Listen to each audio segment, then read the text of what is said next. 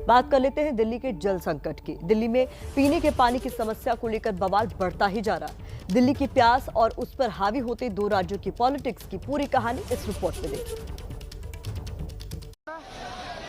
दिल्ली का गला सूख रहा है, पानी की किल्लत है और इन 3 तस्वीरों में दिल्ली में पानी की केमिस्ट्री की पूरी कहानी दर्ज है।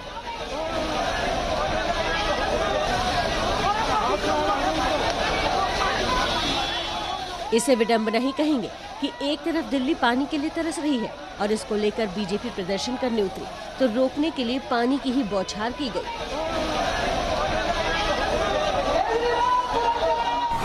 दिल्ली के मुख्यमंत्री और दिल्ली सरकार पॉलिटिकल टूरिज्म पर है।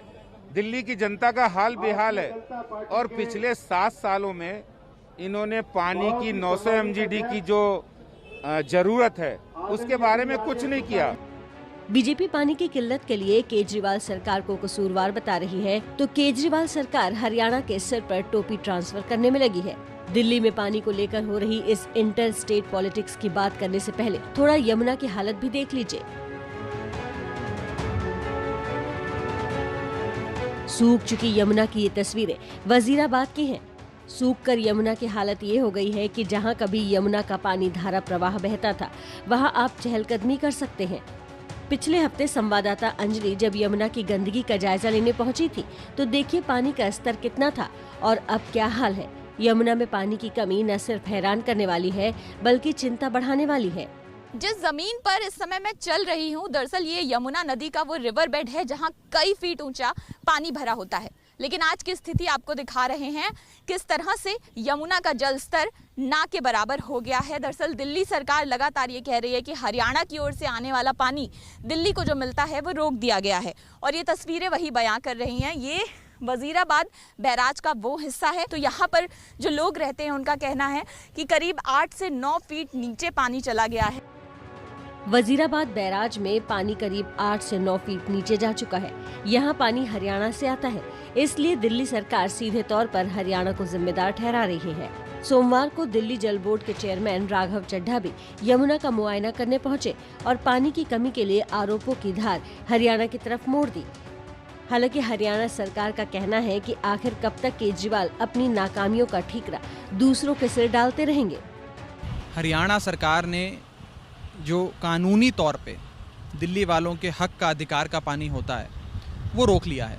120 MGD पानी दिल्ली वालों के हक का अधिकार का हरियाणा सरकार ने रोक लिया। तो मेरा हाथ जोड़कर निर्दयी और निकम्मी खट्टर सरकार से ये कहना है, दिल्ली वालों के हक का अधिकार का पानी मत मारो। केजरीवाल ने झूठ बोलने की PhD कर रखी है। खुद दिल्ली के लोगों के लिए पानी की व्यवस्था ना कर पाने के लिए, अपनी असफलताओं को छुपाने के लिए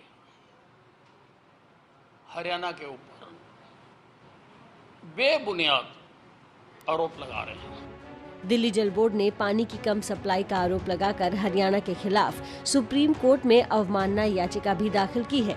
सुप्रीम कोर्ट के 1996 के आदेश के मुताबिक जलाशय को 674.5 फीट भरा होना चाहिए, लेकिन अभी स्तर 667.6 फीट है। इस मामले में सुप्रीम कोर्ट में आज सुनवाई भी हो सकती है। हरियाणा सरकार का दावा है कि मॉनसून और यमुना में पानी की कमी के बावजूद दिल्ली को पूरा पानी दिया जा रहा है। पानी की इसी कमी का असर है कि दिल्ली के कई इलाकों में पानी की समस्या पैदा हो गई है। राष्ट्रपति स्टेट, संसद भवन और दूतावास क्षेत्र में पानी की सप्लाई पहले ही कम की जा चुकी है। एक तरफ दिल्ली जल बोर्ड पानी की कमी का रोना रो रहा है, दूसरी तरफ देखिए कैसे जल बोर्ड की पाइपलाइन से ही बुराड़ी में हजारों लीटर पानी बर्बाद हो रहा है। अगर दिल्ली में पानी की यही स्थिति रही तो आगे दूसरे इलाकों में भी कटौती जारी रहेगी। तो दिल्ली में पानी का संकट गहराता जा रहा है और इसको लेकर अब राजनीति भी चरम पर हो रही है। सवाल उठता है कि दिल्ली को प्यासा कौन रख रहा है। इसे समझने के लिए हमने आंकड़ों को इस तरह सजाया है जिससे आपको पूरा मामला आसानी से समझ आ जाए। देखिए, जैसे कि आपको पता होगा कि दिल्ली को पानी की सप्लाई होती है हरियाणा से और दिल्ली को हरियाणा से 3 चैनलों के जरिए 1133 क्यूसेक पानी मिलना चाहिए, लेकिन मिलता कितना है? 920 क्यूसेक ये पहुंच चुका है इस वक्त, यानी 213 क्यूसेक पानी कम मिल रहा है, जिससे दिल्ली में पानी की कमी भी हो रही है। दिल्ली जल बोर्ड का दावा है कि यमुना में पानी की कमी के चलते 3 वाटर ट्रीटमेंट प्लांट की प्रोडक्शन पर असर पड़ा है। अब वो वाटर प्लांट्स कौन से हैं और किसकी कितनी क्षमता है वो भी हम आपको दिखा देते हैं, और इनमें से कितना पानी मिलता है। वजीराबाद अगर प्लांट की बात की जाए तो वजीराबाद प्लांट की क्षमता 135 MGD, यानी कितना आप देखिए, क्षमता 135 MGD है और मौजूदा 80 MGD की घटकर प्रतिदिन हो गई है।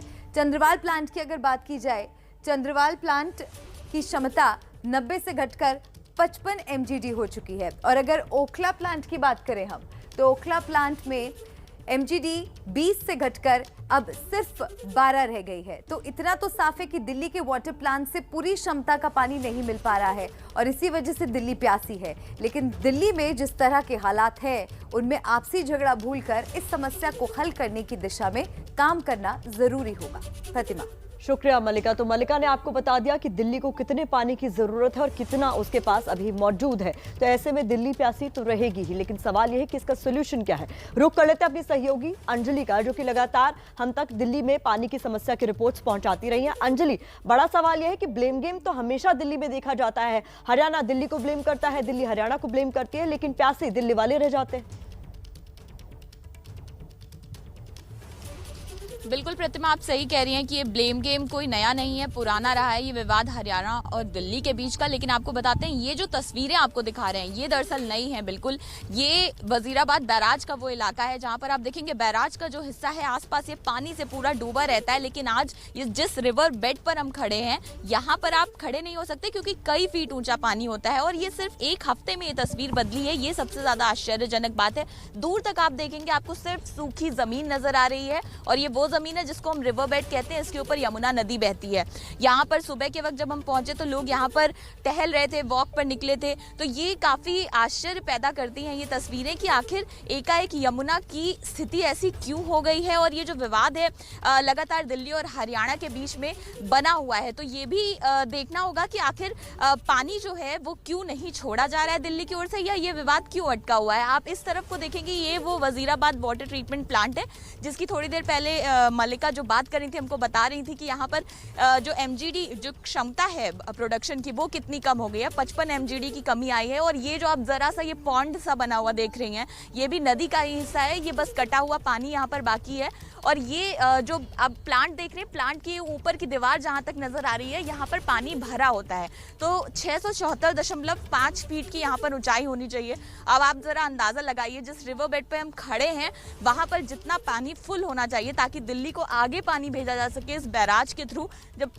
जब मॉनसून का वक्त है, क्योंकि मॉनसून के आसपास का समय है, तो जो एक्सपर्ट्स हैं उनका भी कहना है कि ये काफ़ी आश्चर्य पैदा करने वाली बात है कि इस समय में इस तरह की कमी आ रही है। जब पहाड़ों में बादल फटने की घटना सामने आ रही है, वहाँ दिल्ली में एक नदी पूरी की पूरी तरह से सूख गई है। और कहीं ना कहीं जवाबदेही जो है वो दोनों सरकारों की बनती है और इसका हल भी यही है कि आप आपस में बातचीत करिए और इस समस्या को सुलझाइए, वरना दिल्ली में आगे आने वाले समय में भारी जल संकट पैदा हो जाएगा। बिल्कुल ठीक कहा अंजलि आपने, भारी जल संकट पैदा हो जाएगा। और दिल्ली के कई हिस्से अभी ऐसे हैं जहां पर स्थिति चिंतनीय बनी हुई है, लोगों को पानी नहीं मिल पा रहा है ठीक समय पर। और ऐसे में अंजलि, आपने दिल्ली सरकार के प्रतिनिधियों से भी बात की है, क्या आपको लगता है कि कितनी गंभीरता से इस विषय पर सरकार काम कर रही है और किस तरह के कदम उठाए जा रहे हैं? जी देखिए, दिल्ली सरकार का साफ तौर पर कहना है, उनका ये कहना है कि हरियाणा से जो पानी आना चाहिए वो नहीं मिल रहा है। इसकी भी पड़ताल करने के लिए हम जब ये वजीराबाद से भी और पीछे की ओर हरियाणा के जो सीमावर्ती गांव हैं दिल्ली में जो लगते हैं वहां पर गए, तो वहां भी रिवर बेड ऐसे ही आपको दिखाई दे रहा है, नदी ऐसे ही सूखी हुई है। अब दिल्ली सरकार का ये कहना है कि उस तरफ से पानी छोड़ा नहीं जा रहा है। इसके लिए हम सुप्रीम कोर्ट गए हैं और अब हम सुप्रीम कोर्ट से चाहते हैं कि वो इस मामले में हस्तक्षेप करें। साथ ही साथ जहाँ तक बात करें, जो इलाके प्रभावित हो रहे हैं हैं इस स्थिति की वजह से। वहां पर दिल्ली सरकार का कहना है कि एक्स्ट्रा टैंकर्स लगाए गए हैं। सबसे ज़्यादा प्रभावित जो इलाके हैं वो वेस्ट दिल्ली के इलाके हैं, साउथ दिल्ली के इलाके हैं और सेंट्रल दिल्ली के इलाके हैं, जिनमें supreme court, high court, Rashtrapati Bhavan, प्रधानमंत्री निवास, ये तमाम वीवीआईपी इलाके, उनके वीवीआईपी के घर, ये सब उस इलाके में आते हैं। एनडीएमसी का जो पूरा एरिया है, तो यहाँ पर दिल्ली जल बोर्ड का कहना है कि हमने एक्स्ट्रा वाटर टैंकर्स की जो कैपेसिटी है वो बढ़ा दी है। जिन जगहों पर अभी पानी समुचित आ रहा है वहाँ से वाटर टैंकर्स बोरो किए हैं और दूसरे इलाकों में भेजे जा रहे हैं जहाँ पर फिलहाल क्राइसिस है। लेकिन ये सब जो समाधान है ये फिलहाल सब टेम्पररी है, ये अस्थायी समाधान है। इससे दिल्ली की जल संकट का जो समस्या है वो नहीं सुधर पाएगी, इसलिए कोई ना कोई स्थायी समाधान तो निकालना ही पड़ेगा। और ये तस्वीरें वाकई दुखदाई ही है कि एक नदी जिससे पूरी दिल्ली की जो पूरी सभ्यता है, दिल्ली के शहर की जो पूरी सभ्यता है, जिसके आसपास बसती है, पूरी दिल्ली को ये नदी पानी देती है। और ऐसी स्थिति में ये नदी सूख गई है जब भीषण गर्मी पड़ रही है और लोगों के घर में फिलहाल पानी नहीं आ रहा है, कई इलाके प्रभावित हो रहे हैं। तो ये अस्थायी समाधानों से तो फिलहाल कुछ नहीं होगा, कोई ना कोई स्थायी समाधान निकालना पड़ेगा और इसके लिए दिल्ली सरकार और हरियाणा सरकार को आपस में बात जरूर करनी पड़ेगी। बिल्कुल, बातचीत से ही हल निकलेगा, यही हम लगातार एक्सपेक्ट भी करते हैं, लेकिन ऐसा हो नहीं पाता। राजेंद्र जी हमारे साथ जुड़ गए, वरिष्ठ मौसम वैज्ञानिक हैं। सर, हम ये देख रहे हैं देश भर में अलग अलग तस्वीरें जो आ रही हैं वो एक्सट्रीम वेदर कंडीशंस की आ रही हैं, कहीं पर कुछ भी सामान्य नजर नहीं आ रहा है। दिल्ली में तो मौसम की भविष्यवाणी फेल हो ही रही है, मानसून का इंतजार करते करते दिल्ली वाले थक गए, लेकिन कहीं पर बादल फट रहा है। तो ये तमाम चीजें किस ओर इशारा कर रही हैं? नहीं, देखिए, जो इस साल का जो मानसून है पर्टिकुलरली हमारा जो दिल्ली एरिया के लिए है, राजधानी या जो दक्षिण पूर्व हरियाणा है, तो थोड़ा इसकी जो हमारा जो प्रेडिक्शन था कि 10 जुलाई 11 जुलाई तक आएगा, तो मानसून तो आया है। हमारा जो काफ़ी जो उत्तर पश्चिम भारत का, जैसे राजस्थान है, पंजाब है और हरियाणा का कुछ हिस्सा, तो 11-12 को तो एडवांस हुआ है। जैसे कल हम लोग काफ़ी एरिया एडवांस किया है, लेकिन दिल्ली में जो है सब कंडीशन बना है, बारिश नहीं हुआ। हमारा जो मानसून का एडवांस होता है उनका प्राइम कंडीशन होता है रेन या बारिश जरूरी है। तो ऐसे कुछ रेनफॉल नहीं हुआ जिसकी वजह हम मानसून डिक्लेयर कर पाते थे, तो इसलिए दिल्ली में मानसून का एडवांस नहीं हुआ जी। और रेन तो कम है, क्योंकि जो आपने देखा होगा कि जून का जो 19 जून के बाद WD का भी जो रेन होता था पहले, वो भी नहीं था। पर्टिकुलरली जो 28 जून जब से ब्रेक मानसून हुआ, तो उसके बाद रेन का मात्रा जो है काफी कम हुआ। तो डेफिशिएंसी जो है लोकली जो दिल्ली के ऊपर वो भी कम है। और हरियाणा में भी जो दक्षिण पश्चिम हरियाणा, वहाँ भी बारिश कम हुआ है जी। तो ये जो पानी का, जो पीने का पानी का अगर सवाल का मतलब क्वेश्चन है, तो मेरे ख्याल से यमुना का जो अपर कैचमेंट है वो पंजाब एंड जहाँ से तो यमुना का आता है पर्टिकुलरली, उसके जहाँ से फीडिंग रहता है, तो वो एरिया में अभी बारिश शुरू हो गया। और मेरे ख्याल से अभी उनकी जो स्टोरेज और जो भी हिसाब किताब है वो आगे शायद इजी रहेगा, क्योंकि दिल्ली का पानी तो यमुना में जाता ही है, लेकिन वो का कंट्रीब्यूशन कम रहता है। अलग स्टेट का जहाँ से इसके आता है वहीं से वो प्रॉब्लम हो सकता है जी। शुक्रिया राजेंद्र जी, ये ज़रूरी जानकारी हमारे व्यूअर्स तक पहुंचाने के लिए। तो उम्मीद यही करते हैं कि आज जो भविष्यवाणी दिल्ली के लिए की जा रही है, दिल्ली और आसपास के शहरों के लिए, वो ज़रूर पूरी हो और इंतज़ार दिल्ली वालों का खत्म हो, मानसून की दस्तक आज दे दी जाए।